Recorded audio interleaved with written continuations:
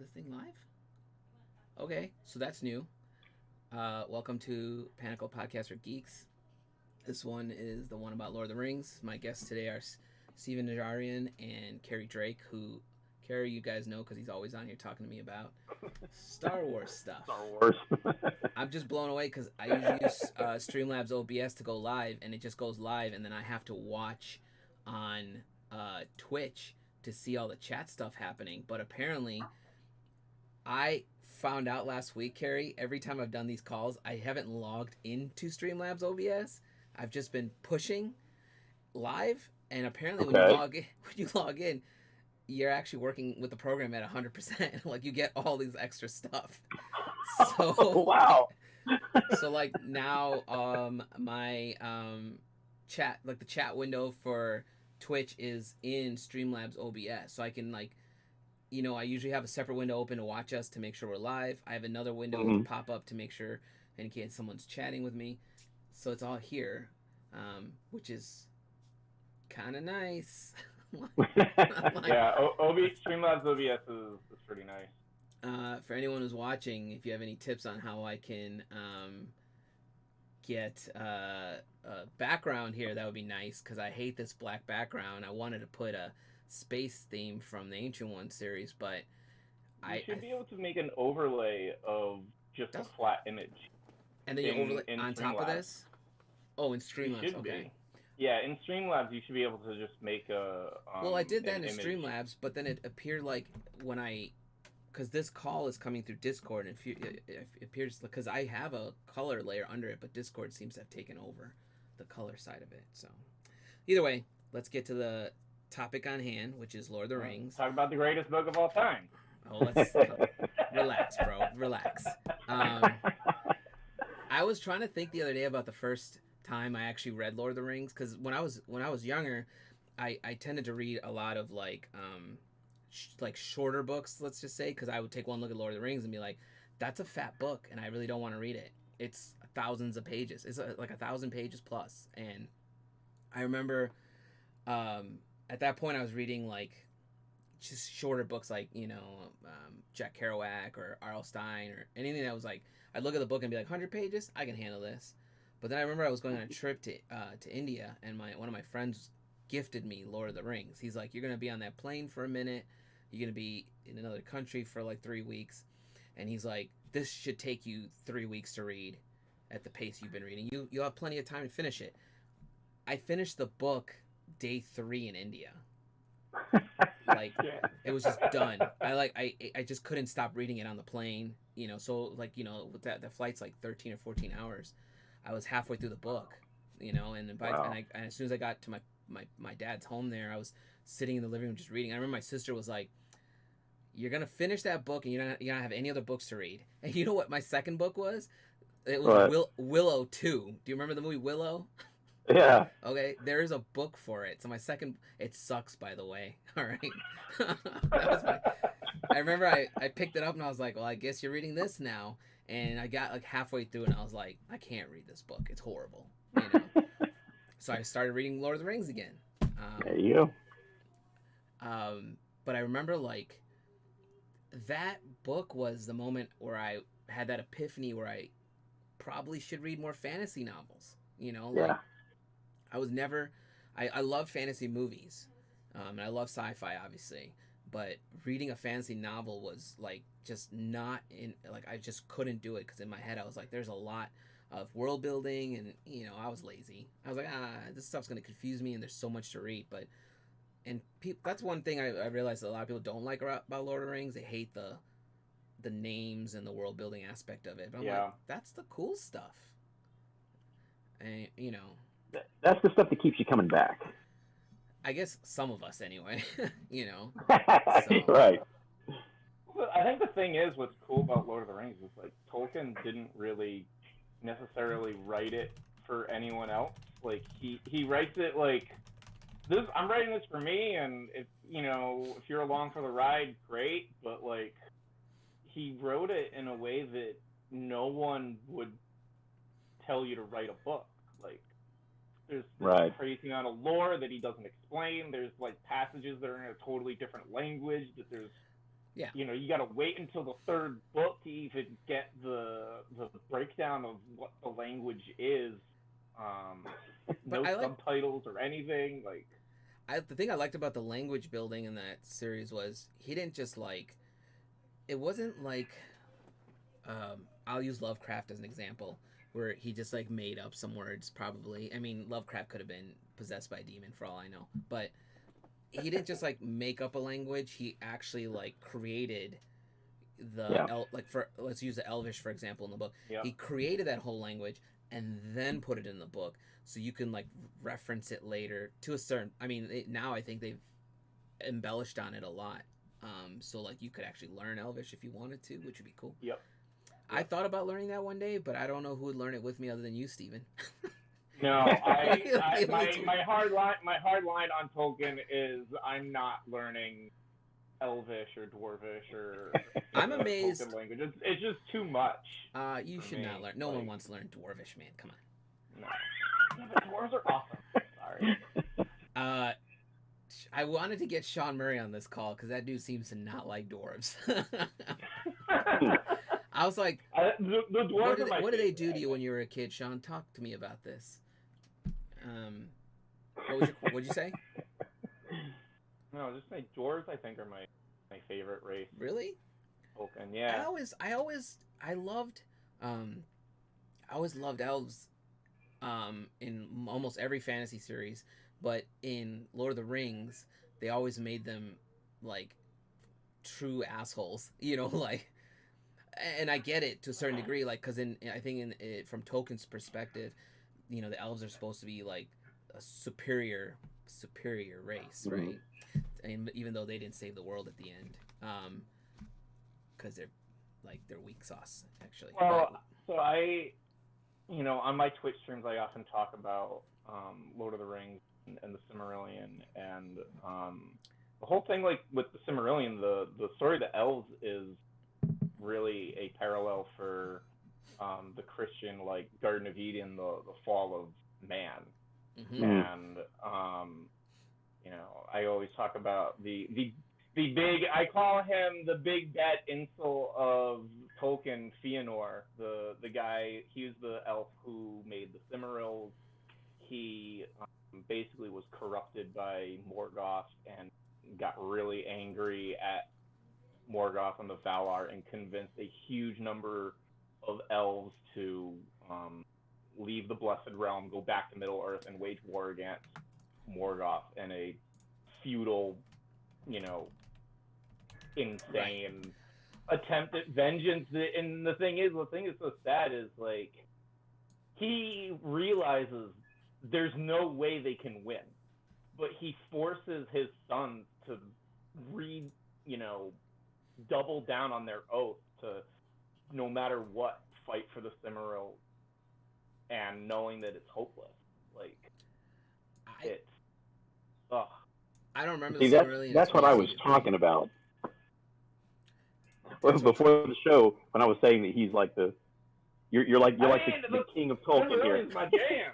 Silmarillion's my jam. It's so good. Yeah, him and I were talking about Silmarillion last week, and I'm just like, no, I don't remember that.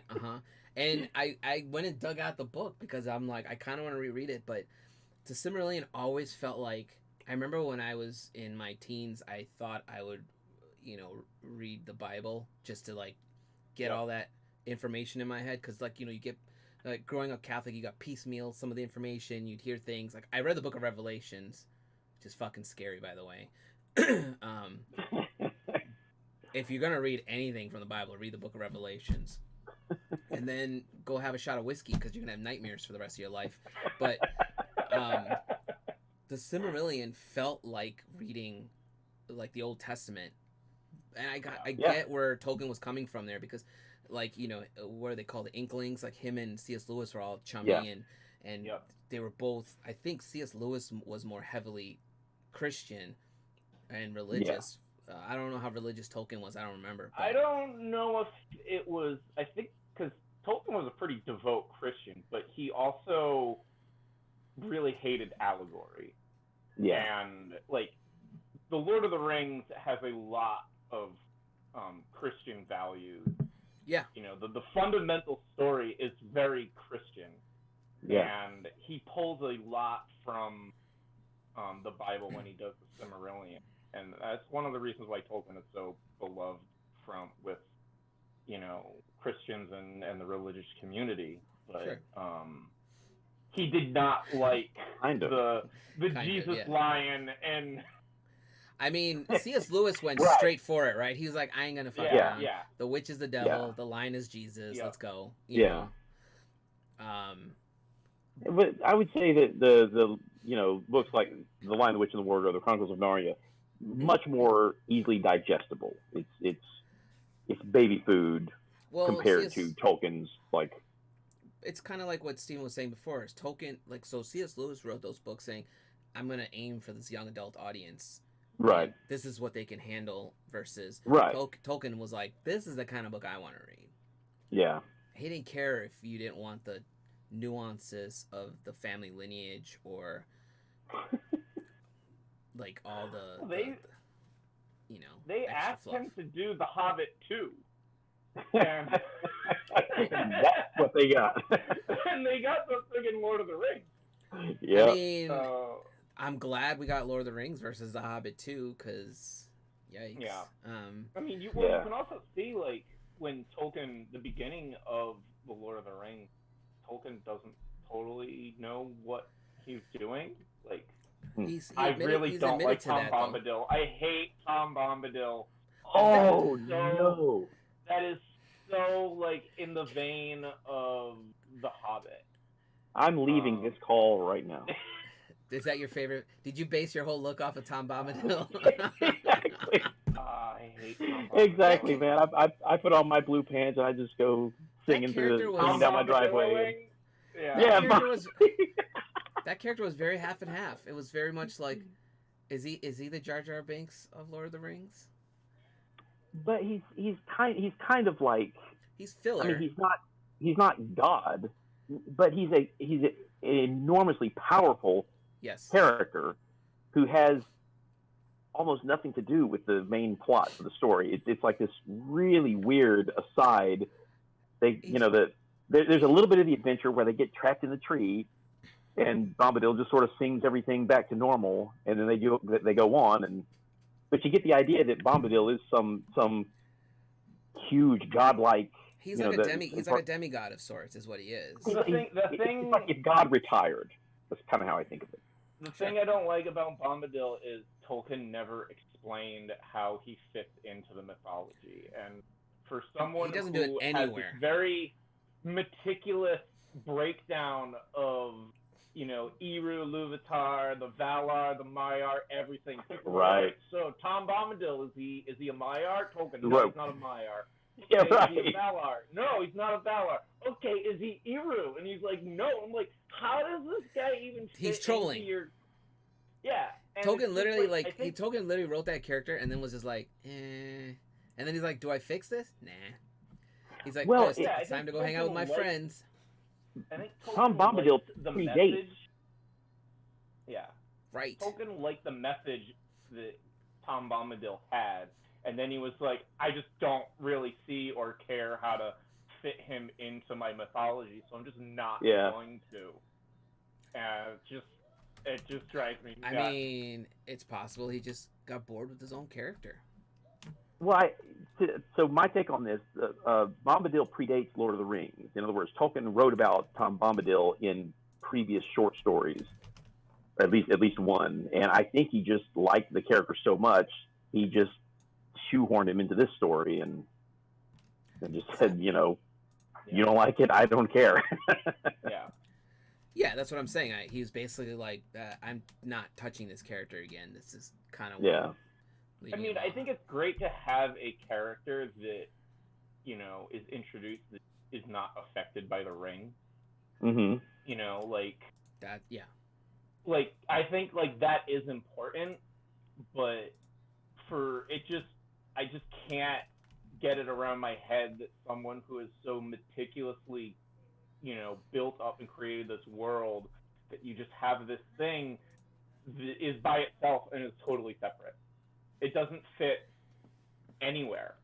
I mean, I wonder if there's like somewhere, like how his son finished the manuscripts for, what was the last book called? Sons of. Well, He finished like 3 books, right, for his dad. He finished basically? the Silmarillion. He was able to create a narrative for the children of Hurin. That's it. Um, So I mean, my point is like I wonder if there's some manuscript somewhere where he wrote up a whole thing for characters like Tom Bombadil, and then maybe his son saw it and was like, "Oof, we're not gonna publish this," like I don't know. it's too much, like, man. what we know of Bombadil in terms of what he isn't comes from letters people wrote to Tolkien, and he was just like outright. Yeah, he's just answering He's him not. back. Yeah. So Who was? I mean, could Tolkien have gone out and created a whole new like subspecies or whatever? Because like also Tolkien never bothered to explain the creation of hobbits. Right, because he wanted them to be like special. Yeah. There's a Which I don't mind, because obviously hobbits are either in some way created by either one of the Valar or Eru himself, and Eru just never bothered to tell the Valar about it. Like I can totally buy that, but he's like, oh, that guy over there? Don't worry about him. This interdimensional being that is uncorruptible and is just chilling in his little forest with his girlfriend, the water fairy, Goldberry, yeah. I remember that. Man, you're gonna make me go read all these books again. Like I was trying It's to gonna happen remember. sooner or later anyway. I was trying to remember in the Hobbit movies, which I wish they had stopped after the first one, and just called it a day. And I remember when they said they're I gonna stopped break in into the middle of the first one. Well, when they said they're gonna break into 3 parts, I'm like, slow down. How are you gonna take one Right. book and make it into 3 parts? And then I get, they kind of picked and choose some stuff in there, but the dude who transforms into the bear, Bjorn. Mhm. he was never in the book, right? He was just in like the notes. No, he was. No, he's, Was yeah, he? he's in the book. He was in the book. I don't He was remember in the that book. at He's the all. one. They go stay with him. And then it was the White Orc that was in the notes, right? One of Who those was? characters. He's a pretty main character in the books, because he's the guy who kills it's not Azog, it's Azog's son, because Azog isn't in the Hobbit. Azog died. That's the But orc, it's right? his Bolg, I think. Bolg was the leader of the orc army, and Okay. Bjorn, I believe, kills him in the battle. Right. So I was trying to like remember. So I feel like I need to reread it because in my head I was like, I don't remember that guy. I definitely don't remember the White Orc. I do remember the dragon because I remember as a kid when I read that book, I laughed pretty hard when that dragon fell and flooded the town, because in my head I was like, this dude's over here like I gotta save this town from a dragon, and then he ends up killing the dragon that floods the town and kills it anyway. And I remember as a kid I was like, wow, that sucks. But then I thought that was your destiny, man. Like you were supposed to. Yeah. You can't beat that, Yeah. right? That's gonna happen to you regardless. I just didn't like the movies. I remember. I'm gonna shift us into the movies for a second, because I remember the first Lord of the Rings movie. I loved it. Like I was like, this is cool. This is going in a direction I like. And then they didn't get bad, but they just kind of a little too much creative licensing here and there. That kind of annoyed me. Mm-hmm. Like the second one had certain things where I'm just like when the elves showed up at Helm's Deep, I was like, those bitches aren't supposed to be at Helm's Deep. See, I love that, and I thought that was in the spirit. I thought that was in the spirit of Tolkien. Oh, I get why he did it. He was like, let's make this cooler, Well, the thing. But then Haldir dies, and I was like, that dude's not supposed to die there. The thing is, though, like in the Lord of the Rings, the book, Lothlorien is attacked by Mordor, and Lothlorien is burning. The elves are fighting for Middle Earth. There's a huge battle at the Lonely Mountain where King Dane and whatever king of Lake Town or whatever, they both die. in that battle. Like it, because the thing is, Peter Jackson, he made it look like men are the only ones fighting. But Right. I thought that was a good opportunity to show the bond between elves and men, and show that there are other people in Middle Earth that have stakes in this fight, and they are fighting. I mean, it would have been cool if they showed Lothlorien on fire and them fighting there too. It would have been cool if they showed a scene where they showed the battles that were going on everywhere. Yes, exactly. But you only have so much time in the movie, and if you show the Lonely Mountain, people are just like, "What the fuck is this?" Like. Oh yeah, I mean, you can't just. I get that aspect of introducing a new place, but Lothlorien was clearly shown in that movie before, so you could have. I just think it would have been a little too much of a diversion from the main plot of our main heroes. So I didn't have a problem with that change. The change I will not forgive Peter for was Frodo telling Sam to go home on the steps of Cyril. Just like, I get why he did it. I just hated it. I hate it. It, Where? Oh yeah, I remember.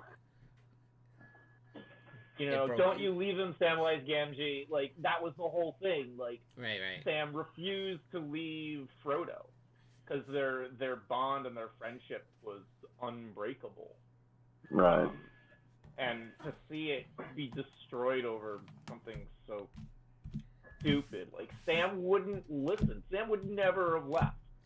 I just didn't like how they showed, like in the movie they show, damn it, what's the king's name that doesn't throw away the ring initially? Isildur? Isildur, yeah, where they're like, throw it in, and he's like, no.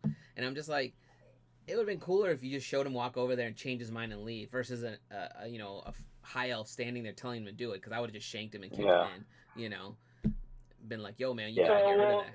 There's a really good article I read on, I think it's the OneRing.net. What would have happened if Elrond killed? Yeah, it would have been another war. It would have been a huge war. Like, everyone would have died. It would have been the end of the elves. It would have been, like, you can sit here in hindsight and wonder what would happen. I would have just been like, he tripped and fell into the lava. They wouldn't have bought that. They wouldn't have bought that.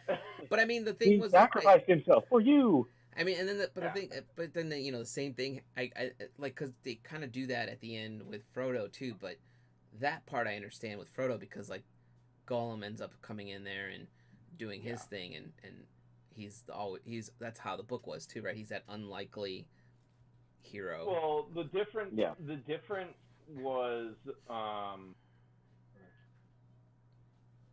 I think Frodo in the book, he gets the ring bitten off of him, and then Gollum is so happy he trips and falls in. And I think Peter Jackson decided to make the decision to have them fight over it, which I think was a really good choice. Yeah. I mean, he still bites his finger. He still does the dance. Yeah, no. But there was that extra struggle. The great thing about, like, Tolkien and the books and everything is Frodo failed. Yeah, right. Like, even Frodo could not contend with the will of the ring. Right. And it was happenstance. It was the fact that the mercy of not only Bilbo but Frodo himself that allowed Gollum to, weave his evil. Yeah. That is what saved her. We were like this close. We were this close to just totally losing. Yeah. You know, and that was Tolkien, like the hand of God, basically.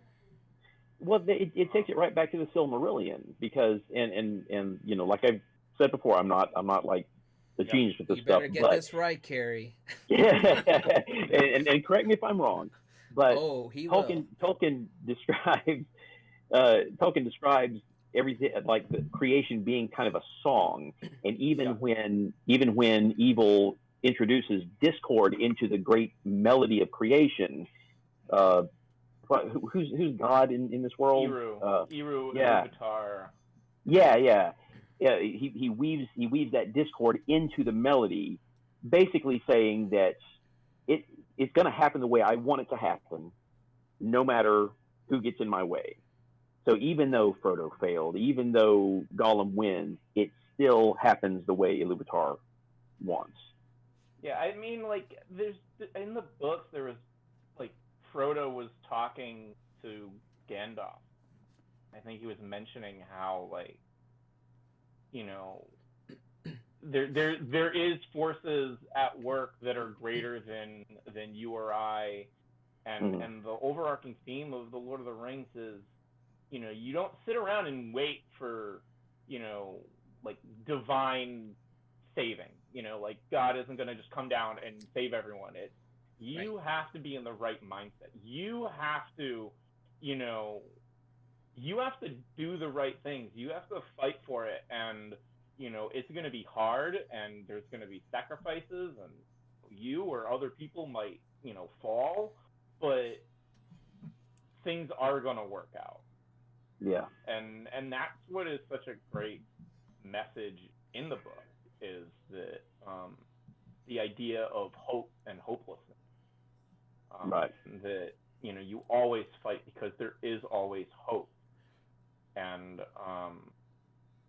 And that kind of brings you back to the religious angle of things, I guess. Yeah. Yeah, and that's one of the big Christian themes throughout the story. Mm-hmm. What's great about Tolkien is, like, you don't have to be religious in order to enjoy the book. Yeah. Versus C.S. Lewis, where you might be turned off the second you sort out that it's heavily based on Christianity. Tolkien's ideas of being a good Christian is basically being a good person, and he just believes that there is a higher power that is, overseeing events and is, has a mostly hands-off approach. But you've got to take it upon yourself to do the right thing. So, which is one of the reasons why I like the book. Right. I only read the Silmarillion, like, I think twice, and it's been a long time. It's like, it is such a sad book. You got to be in a really strong, happy mindset to read that book, because literally everyone dies. Yeah, everyone dies. I mean, you sent me a link to I think it was a podcast or a video about it a couple weeks ago. I think it was what I was talking about before, the history of Middle Earth, where you, like, watch the whole thing. Yeah, I'll link that in the video chat later. But that was actually really interesting. I didn't finish it, but what I saw from it, I was like, this is a good way to, like, digest this information. Yeah, it's pretty cool. It dumbs it all down. I think there's like maybe like 4 or 5 10-minute videos where it goes through pretty much all the major events. I'm trying to remember. I remember when I was reading the book, I had a habit of, like, highlighting, like, Tolkien had a way of writing specific one-liners or things inside the book where I was like, which I took into effect when I did my own writing too, right? I was like, oh, that's a cool line, and I don't have my book here. It's in storage, unfortunately, but my book is full of highlights from things I thought. I was like, and with Tolkien, I could tell, like, he didn't just write the line; he took the time to really think about it. Yeah. Yep. Give it that extra, like, because each of the characters, like Strider was always one of my favorites. Mm-hmm. I mean, who doesn't like playing a ranger? Yep. So, unpopular opinion, I didn't care for Viggo Mortensen as Strider. I'm gonna bounce Gary from this chat now. It's been nice having you. It's just because when I read it, I had a character in my mind. And who did you think he looked like? Let's just go with that, because he was actually, I got to look it up. He was the last-minute addition. Yeah, who was the original? They casted, I don't remember who it was, but they realized they casted him too old. Is that what it was? Yeah, and like his first scene on set was the fight at Weathertop. Wow. And it's not that he did a bad job. It's just that he's very different than the way the Strider in my head was much more gruff. Stuart Townsend was the one who was actually cast, but that dude's pretty young. Yeah. But the guy in my head was much more of a Here's something funny. gruff woodsman. Vin Diesel actually auditioned for the role, but was never offered the part. I was like, thank God. Don't get me wrong. I think like Vin Diesel I got nothing against Vin Diesel. The Last Witch Hunter, is that the movie? Is like, I love watching that movie when it's on. Nick Cage, get the fuck out of here. This is very real. This is very real. It says Jackson offered the role. How am I not in that movie? It says Jackson offered the role to Cage early in the game. Cage wanted to take the role, but was concerned about having to spend so much time away from his kid. I would not want to see. Also, Sean Connery turned down the role of Denethor. I see that here too. You know, he was like, I don't understand this stupid movie. Yeah. I mean, I'm happy to hear that kind of stuff, because you, like, when it comes to something like that, like whenever you hear somebody who's like, I don't know anything about these characters, but I needed to play this part, and you're like, oh, you're gonna fuck it up, you know, like, cast people who like the people that were in that movie seem to genuinely love the story, which made it nice for them. What I understand, Viggo Mortensen didn't really know much about it, but he researched it right off. Apparently his son. Yeah.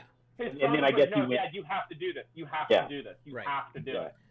I do love that story, and against my own words, I think Viggo Mortensen did a great job. He just wasn't the Strider I wanted. The character's different in the books, though.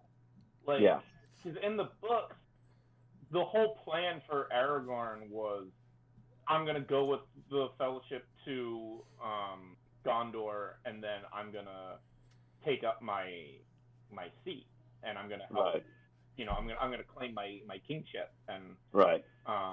They pushed the reluctant hero thing pretty hard in the film, which I think you know, film wise made it more interesting, but probably, you know, the character's a little different. Same thing with Faramir. Faramir is a very different character in the book compared to the movie. Yeah. So like, you know, I don't disagree with those. I'm not one of those like purists who's like, how dare you change anything? Right. I mean, you have to. That angle. Because it's a different medium. You have to change things. Like you think about the end of Saruman in the books.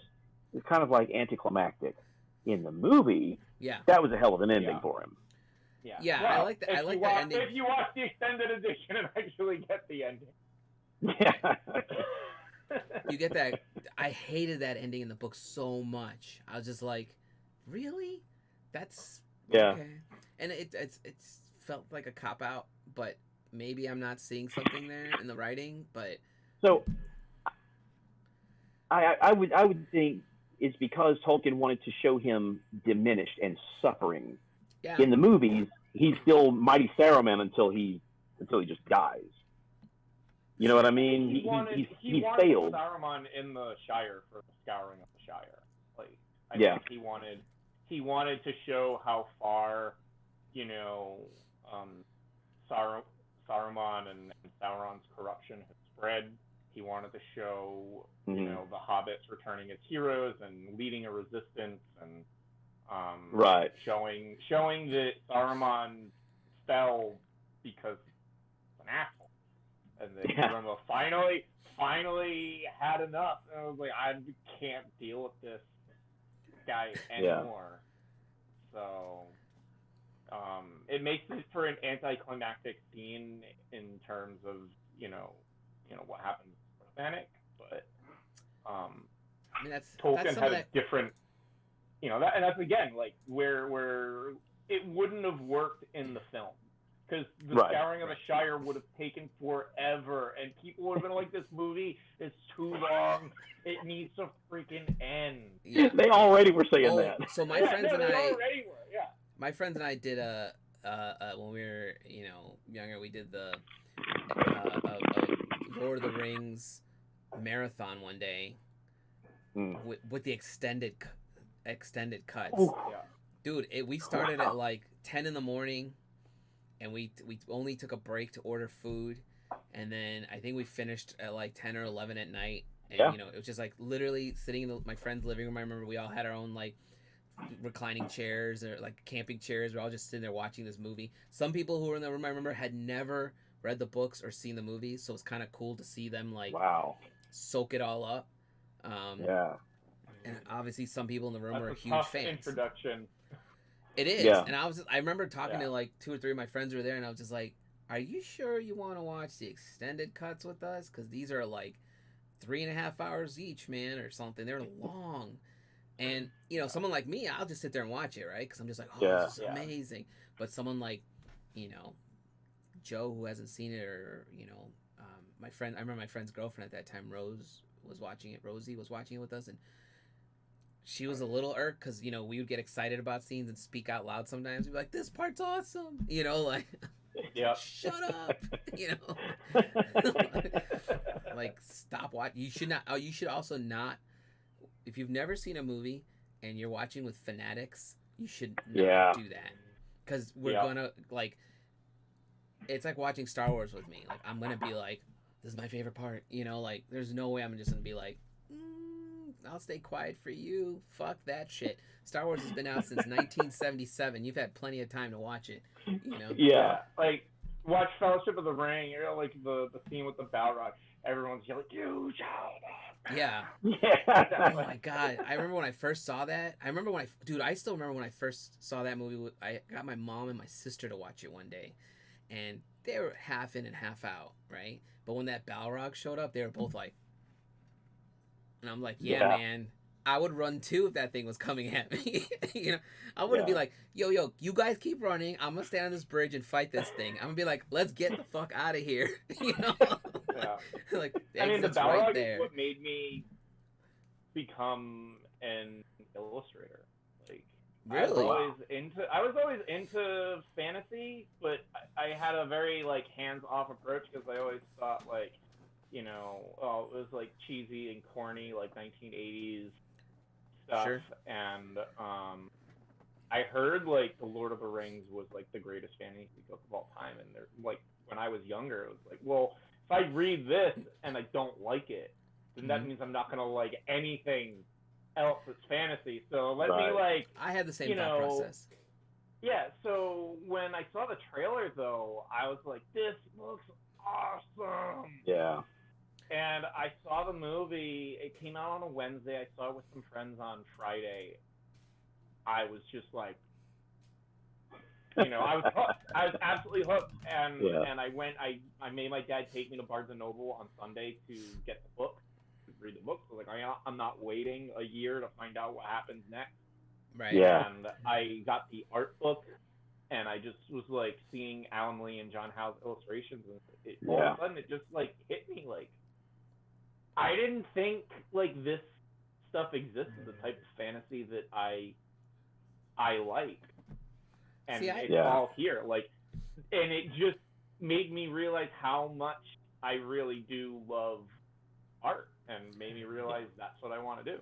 Because Yeah. a little bit of like there was no visuals for me when I was a kid other than the artwork, and then that old cartoon that was The 70s Hobbit. The the Bakshi. The which wasn't like bad, but as a kid it didn't like you Rankin and couldn't- Bass. Yeah, you Yeah. couldn't like, a young kid can't really enjoy that, because I think when that came out there was other things out like fucking Thundercats and like I don't know what else was out, G.I. Joe, like all, like I was just, by the time I saw that cartoon there were other cartoons that just looked better to me, and I didn't put the two and two together initially as a kid, like this is Lord of the Rings, or it was a Hobbit, right? Hang on a second. Oh, so you're talking about Lord of the Rings, not The Hobbit. I can't remember which cartoon it was. I'm pretty sure it was Lord of the Rings that I saw.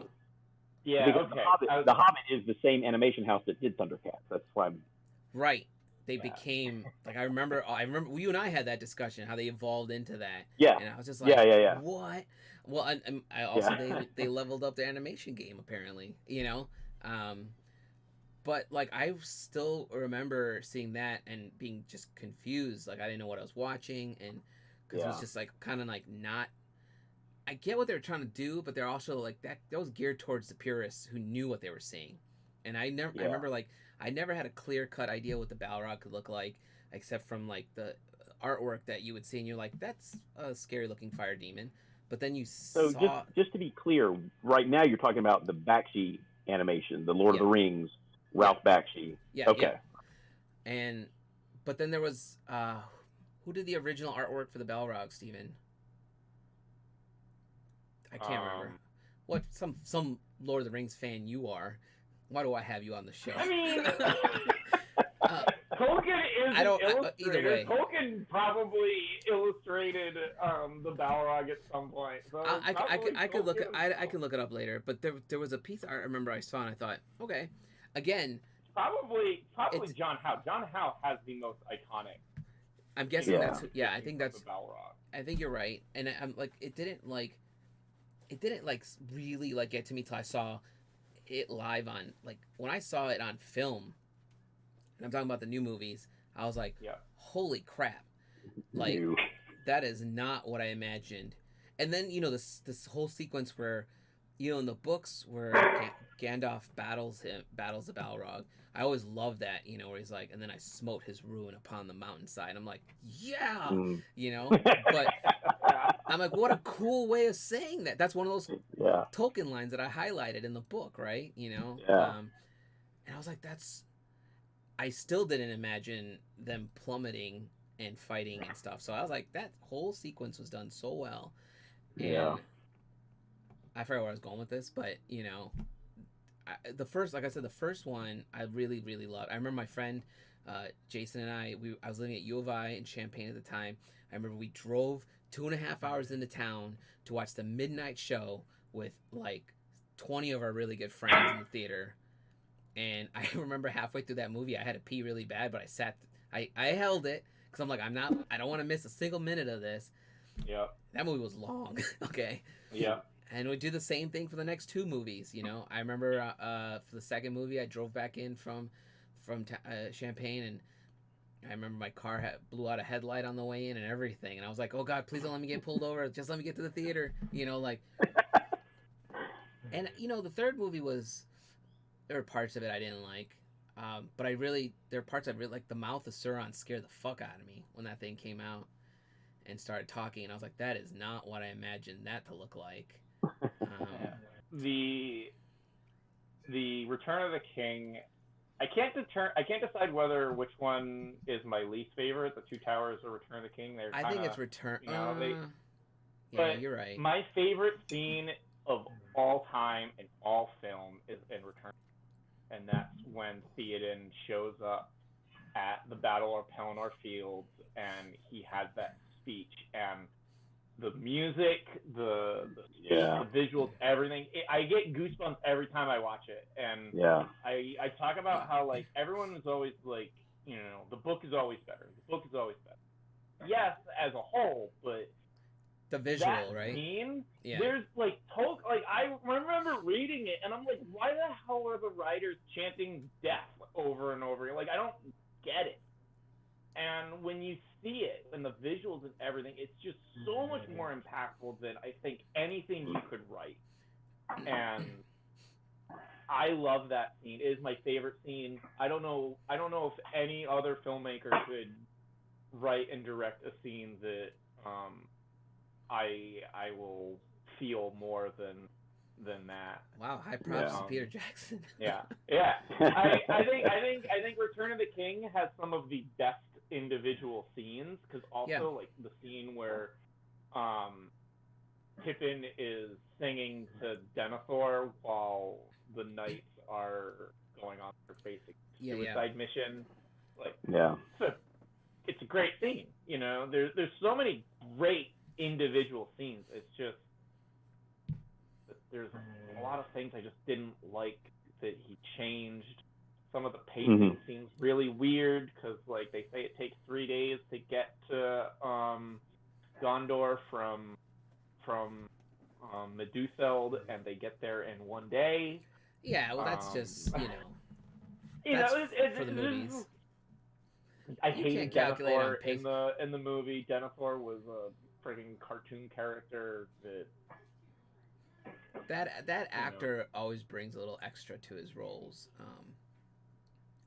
I do remember reading a thing about how Peter Jackson said he purposely filmed left to right to show going away from things, like like when they're on their initial journey and they're going away from the Shire, all the sequences went from left to right. But I don't remember if they went from right to left when they were going back or not. And I never heard that. Or there was a whole thing about that's super interesting. Yeah, he did that, and then I remember Rohan. There was reading about how they were battling crazy wind, and they built that whole city, and then they took it down like almost immediately after it was done. I was like, I would have. They had to build a road. They had to have the military build a road out there, and they had to promise they would return everything back to the way it was. But yeah, that scene where Eowyn like walks out and her hair is just going absolutely crazy. That's all like a live shot. It's like welcome to what's happening today. There's no composites or anything. That's like at the top of my bucket list because they have tours in New Zealand that take you to that. Oh, I've already talked to a bunch of artists. I said as soon as we're all allowed to travel, we're booking a trip to New Zealand and doing a Lord of the Rings tour, and we'll get about 30 or 40 of us on that trip because it'll be fun.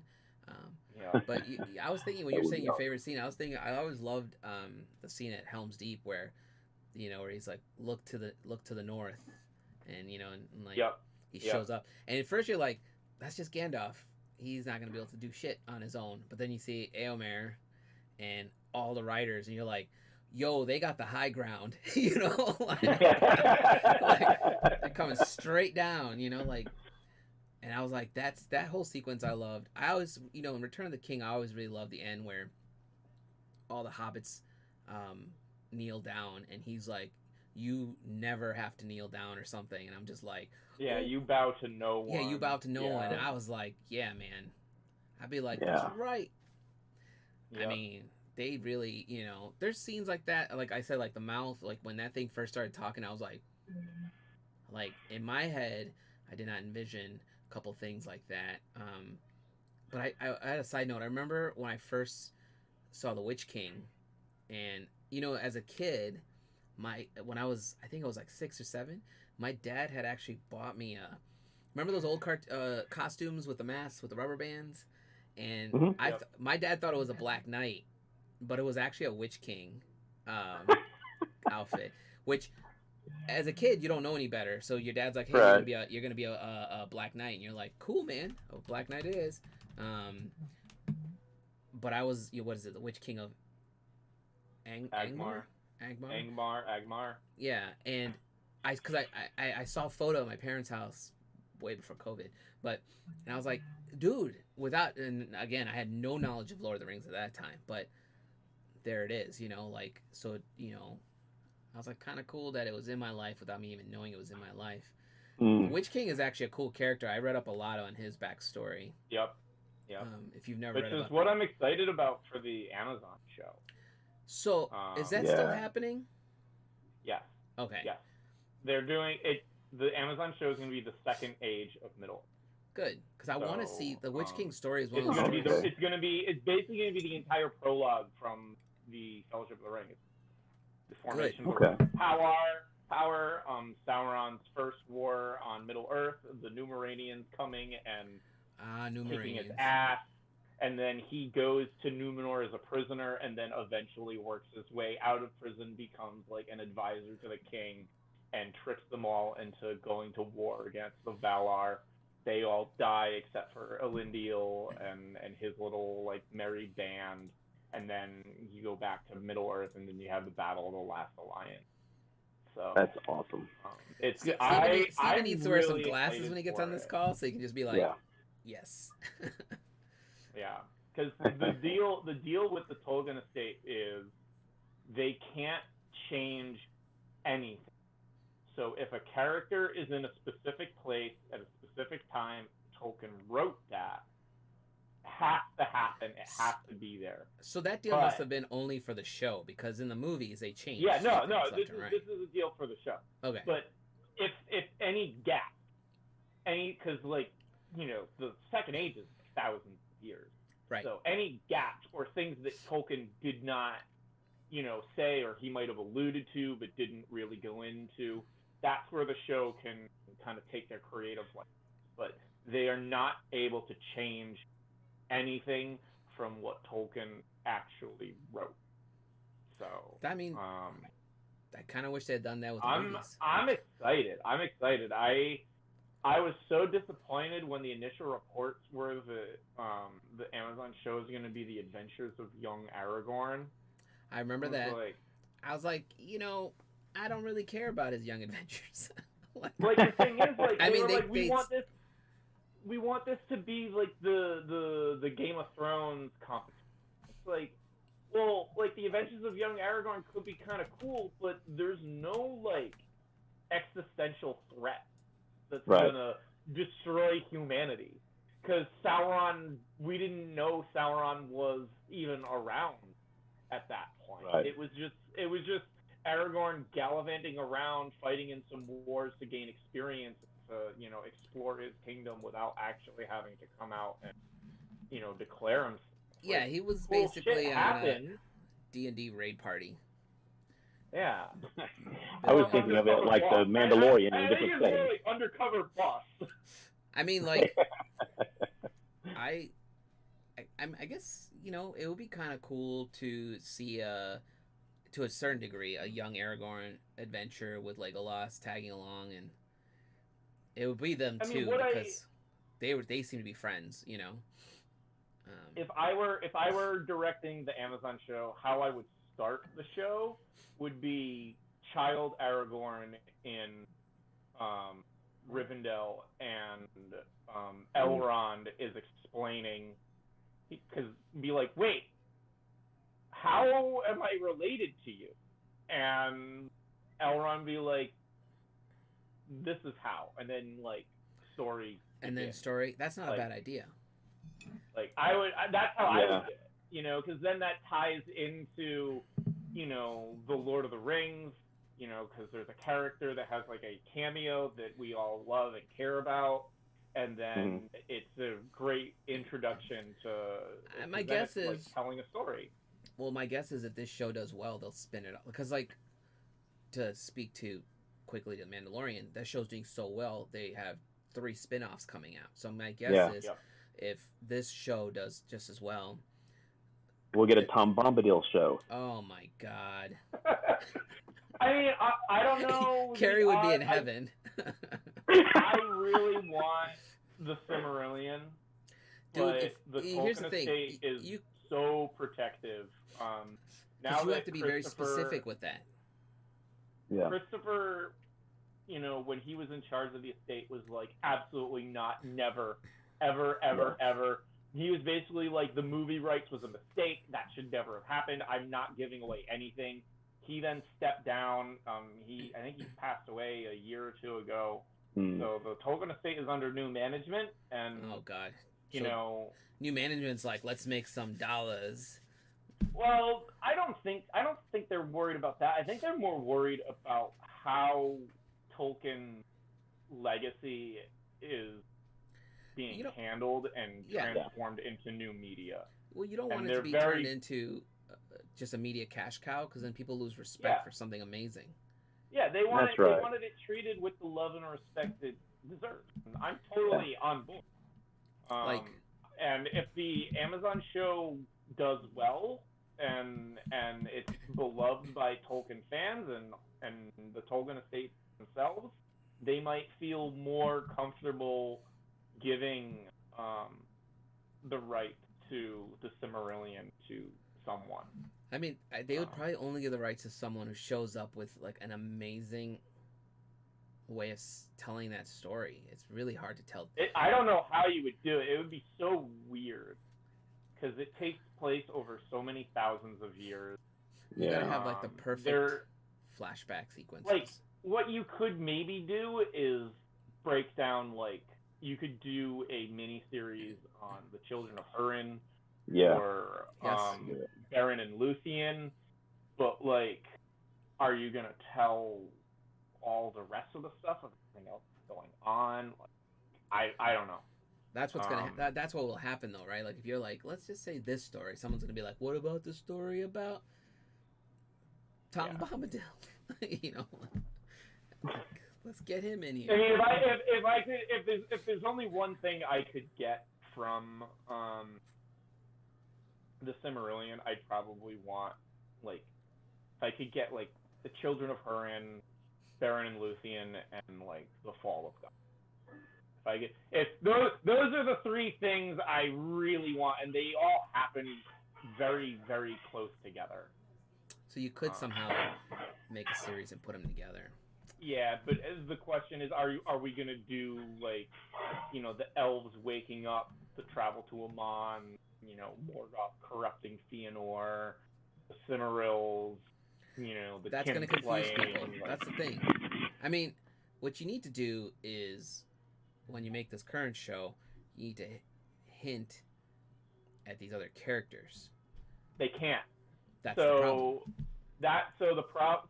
One of the other restrictions for the Amazon show is they cannot do anything that is in the Silmarillion.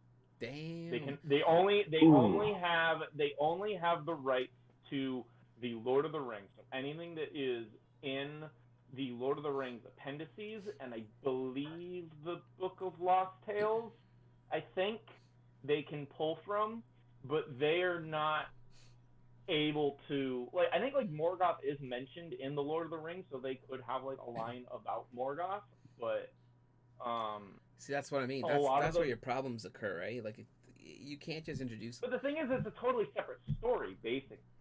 Yeah, you gotta be able the Silmarillion, the war of the elves and the Cimmerils, like, starts and ends, and then, you know, that part ends with Elros and Elrond making their decision whether to be mortal or elf, and then, you know, that's basically where the Second Age kicks off.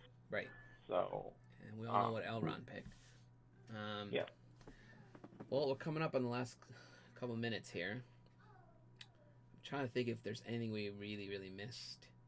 I'm sure we can do another whole conversation about this. If we should all just go reread the Silmarillion. And then, I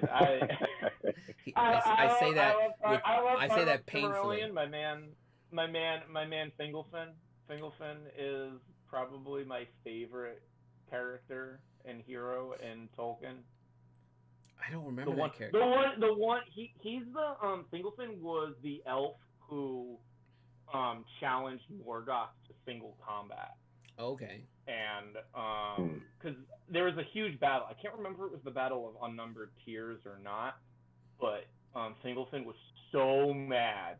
He marched to the gates of Thangorodrim and started beating on the doors, basically telling Morgoth, like, come out and face me, or, you know, you're chicken or whatever. And Morgoth had to save face and go out, and they fought, and Fingolfin hit Morgoth 7 times. He permanently wounded Morgoth. Morgoth, like, walks with, like, a limp because of that duel. And Morgoth had this huge mace and started, like, creating all these big fissures in the earth, and Fingolfin eventually tripped and fell into one, and that was it. But some elf he turned out to be. I mean, he wounded a god, like a literal god. That's as close as you're ever gonna get, I guess. I mean, so he's pretty awesome. See, this is the reason why I want to reread it, because I don't remember that story at all. I mean, I remember somebody fought Morgoth. I don't remember the wounding. I don't remember the fissures and him breaking his leg or whatever and dying. I don't remember any of that. Yep. It's been that long, so. Versus Lord of the Rings, that I've read that book at least 11 times now, I think. Something like that. I think I've read The Lord of the Rings 4 or 5 times. Yeah, it's a god awful. I like the Silmarillion because I know it's dense with lore, but it's like 300 pages. It's a little over Yeah, it's not a 300 long. pages. It's not a long book. And the story, I think it is like a bunch of short stories that all have a consistent theme, and they're good. Like lots of stuff happens. It's relatively fast paced as long as you're not trying to sit there and figure out the line of succession for the Noldor, because everyone has practically the same name, or they have 5 different names for each character. That's that. A lot of people have a problem with that. I remember. Oh yeah. that, Oh like, yeah. Somebody was one of my cousins. I think it was so ranting about frustrating. how Gandalf has like 5 different names. I'm like, yeah, man. Depending on, I'm like, think about your friends group. Depending on who you're interacting with, they call you something different. It's, Yep. it's the same thing. Yeah, that's right. It's like they're just nicknames. I mean, it makes sense. I don't mind it for a couple of characters, but my God, you've spread it too far, and it becomes like He was having a you good just time. can't keep up with it. The Children of Hurin, Turin has like 5 different names, and he's a mortal man. It's like, how many names can you? Aragorn has 3 names at least, right? Yeah. Yeah, but he lives Something like to that, be yeah. like 400 years old. Like, I mean, Like, do that for Gandalf. Do it for Aragorn. Do it for everybody. It gets to be too does much. Legolas have another name? It's hard. It's really hard to pay attention and follow them. And the Silmarillion is Tolkien. He literally doesn't care. Yeah. If you can follow it or not. Like, Yeah, Lord of the Rings, he didn't like totally care, but he still wanted to like sell books. The Silmarillion, I think he was like, this is my legendarium. Yeah. I don't know if this is ever gonna get published, so I'm just gonna have fun and do what I want. Yeah. I mean, he was sitting on all that Lord of the Rings money. I don't know how much money that was, to be honest with you. He made a whole lot. I don't think he did either. I think his estate made a bunch of money later down the line. Yeah. Which is the same for any author, really, unless you're like Stephen King. He was still working as a professor in Oxford, I think.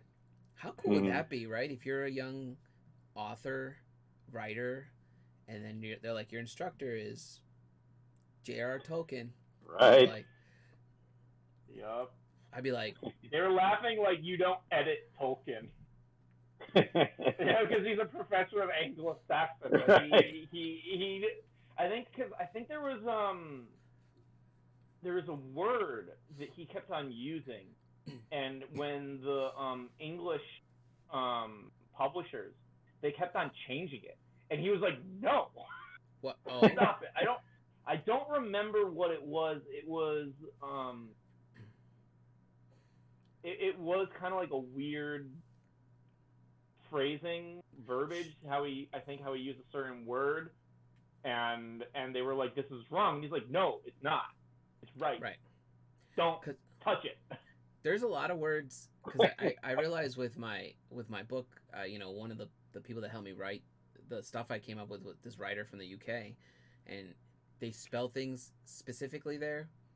Like my character, the Traveler, he was constantly spelling it with 2 L's versus 1 L, and I kept thinking it was a mistake, but apparently in the UK that's like, and there's like at least a dozen words that he did that with, where I'm just like, what the fuck is happening? I'm like, you're supposed to be a writer, but then my editor was like, that's the UK, that's the British version or whatever. She's like, you need to just change it for the way you would write it, because that's, but I get, so that kind of, I get where Tolkien's stuff was written a specific way, and he's like, don't change my writing, that's what it is.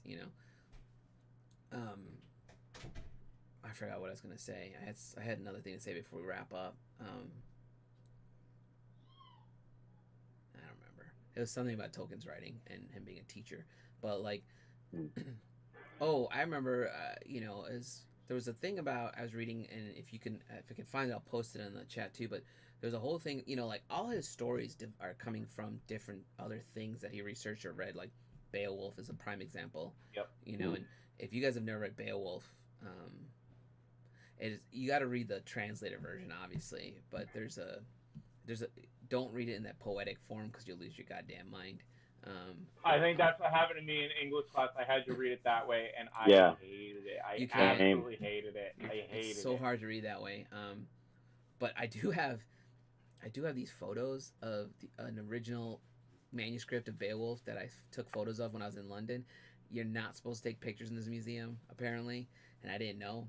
And until I was about to leave, and this dude followed me and was like, "You need to delete all the photos off your camera," and I was just like, "Sure." So I deleted them all, and then I left. And my cousin was like, "Don't you have photos on your cell phone?" I'm like, I have photos on my cell phone. I'll send those to you guys later. They're amazing. But yeah, Awesome. that's one of those things that made me want to like read Beowulf, and I was like, oh, I kind of want to read this, but you have to get the translated paragraph version in story mode, essentially. Okay. But you could Because see Tolkien Okay. translated Beowulf that they yeah, came you could out read with that one. a That few one's years ago. not a bad read. But it's you can see some of the influences from the storytelling. Hmm. Obviously, Yep. any writer is the same way. Are you gonna pick and choose from like my stuff comes from multiple like I get stuff from random things I'm reading all the time. I'll be like, oh, that's a cool idea. Yep. You And know? that is an important thing. Like everyone thinks of Tolkien has created Middle Earth and the Lord of the Rings, like, created all on its own, but like Beowulf, I heard a big influence was the Das Rheingold story. It's like a huge influence. I'll have to look that one. Yeah, because I think Das Rheingold was supposed to be something about a Dark Lord and a ring. Okay. Well, they um, always give him credit. They give, Tolkien always gets credit for like creating like elves and dwarves and all that, but those he didn't. But those types he of created creatures. he created the modern template of Right. Right. That's my point. When we Those think types when of we think creatures of a have dwarf, existed. yeah. Actually, I think So that's for- what it was. That was the word. I think because Tolkien used dwarves instead of dwarf in his books, and they kept on wanting to change it, and he was like, "No, stop, dwarf." I mean, I don't know whose original publishers were, but all right, man, we're a little bit over an hour here, so I gotta wrap this up. You have anything amazing to say about Lord of the Rings before I call this a day? Because I don't really have any. Only cool piece of news I do information, not news. I remember when I first read about the Inklings, and we all know C.S. Lewis was in there, and we all know Tolkien was in there, and nobody knows who the other two writers are because I should know. But I remember there was a whole thing I read about how Tolkien and C.S. Lewis once got in an argument because when C.S. Lewis first wrote the Chronicles of Narnia, Tolkien was like, "You're stealing my ideas. You're not creating something original," and it. I don't know what the original. I'm curious to know what the original stories for the Chronicles of Narnia were like because apparently they were so mirrored. Tolkien felt like the characters were the same, the storyline was the same. Interesting. I knew that they didn't get along on the allegory thing. Right. That part I knew, yeah. Because the thing is, I thought Treebeard is supposed to be C.S. Lewis in the Lord of the Rings. So like, interesting. I know they butted heads creatively at times, but I think my understanding was like they were still pretty close friends. They were still friends. I'm not saying they weren't friends. Didn't they show up to a party together dressed like polar bears or something? They were like frat brothers almost. They were silly, like they were that kind of friends. Okay. No, they were still good friends. It was just a matter of like, that's my point was that story was saying something like that's what made C.S. Lewis like kind of really think about what he was writing and then shifting some angles on his story writing because apparently he had characters that sounded exactly like Tolkien's characters. I think every writer goes through that. I've had that happen to me where I felt like somebody was writing something similar, but like Tolkien, I thought one of Tolkien's big criticisms of Lewis had to do with Lewis's what Tolkien considered to be sloppy storytelling, because you think about how everything that Tolkien went through. So he created languages and developed all these races and societal structures and told the history back to the beginning of creation. Lewis just sort of jumps in, and these kids walk through a closet, and there's a little, guy with there's an umbrella. Also that confusion of like, if anyone has ever read, we can do a whole thing about Chronicles of Narnia if you guys want one day, but anyone who's read that, like, some people are like The Lion, the Witch, and the Wardrobe is the first book in the series. Some people are like The Magician's Nephew, I think, is the first book in the series, and it depends on how you want to read it. And it's so confusing to people because the other books kind of go in order, but you can read them all out of order to a certain point. Like Magician's Nephew is basically talks about the tree that eventually becomes the wardrobe. Okay. That's what magic I thought is, it was right? supposed to be like he later decided to write a prequel. Something stupid like that, right? And that's And what then- I'm and just going back to then- Carrie's point where he had no plan. He was just like, let's just write stuff, which is to a degree fine. I mean, that's how Stephen King writes, right? He just writes in the moment. Yeah. And that's why Lord of the Rings stands on its own. The dude took his time to properly plan and write and create his own languages and his own characters and give them backstories and demigods and gods and outworld creatures and all sorts of stuff. So, all right, well, we're about 10 minutes over. I would like to have you guys on again to talk about something, so we'll figure that out. I'm always up to talk about whatever. Okay. You know? We should do. Have you guys all read the Chronicles of Narnia? I haven't read Narnia. I read The Lion, the Witch, and the Wardrobe, and it did not ensnare me the way that Lord of the Rings did. I think hearing how overtly allegorical and religious it was is kind of like, I don't know if this is the right. It's pretty. Yeah, it's super duper religious. Yeah. I mean, if you've never read Screwtape Letters by C.S. Lewis, you should. It's literally what I'm pretty sure what inspired Neil Gaiman and Terry Pratchett when they wrote Good Omens. Like, it's literally an angel and a demon sending their pen pals sending letters back and forth. I'll have to convince you to start reading Brandon Sanderson, and then we can. I have a Sanderson book. Is he the one that wrote Mistborn? Yep. Okay. Yep. Mistborn is the book. Mistborn is the book I tell everyone you should read first. I have it. I haven't started it. Yeah. It's good. It's good. Okay. Yeah. Everyone seems like and then once you finish the Mistborn trilogy, then I'll get you to start reading Stormlight, and then you can start. People seem to really like it. I have not freaking out. I read it all last weekend. It was like a 1,200-page book. I stayed up until 7:30 in the morning, Monday morning, reading it. I just could not stop. I was comfortable in my chair and I was like, not tired, and like, some of us have things to do, Steven. Yeah, you apparently have nothing to do. So, all right, I'm gonna wrap this up real quick. My day to get business stuff done. I was like, I can sleep in and get that done later.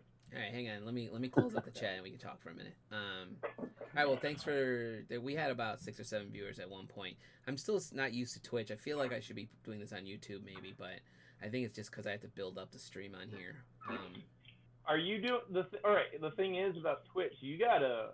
Hang on. You gotta Hold be doing raids. Let's end this call. Thanks for anyone who was watching. We'll be back next Saturday.